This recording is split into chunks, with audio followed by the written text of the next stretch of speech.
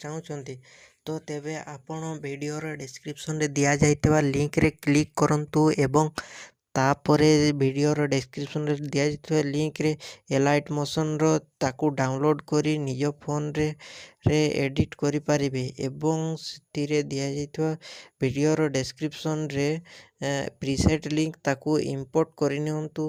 ତାପରେ ସେଥିରେ ଆପଣ ଯାହା କିଛି ଚେଞ୍ଜ କରିବାକୁ ଚାହୁଁଛନ୍ତି ତାହା ଚେଞ୍ଜ କରିପାରିବେ ଏବଂ ନ ଚେଞ୍ଜ କରି ମଧ୍ୟ ଆପଣ ତାକୁ ସିଧା ଡାଉନଲୋଡ଼୍ କରିପାରିବେ। ଯଦି ଭିଡ଼ିଓଟି ଭଲ ଲାଗିଥାଏ ଚ୍ୟାନେଲଟିକୁ ସବସ୍କ୍ରାଇବ୍ ଆଣ୍ଡ ଭିଡ଼ିଓଟିକୁ ଲାଇକ୍ କରିନିଅନ୍ତୁ।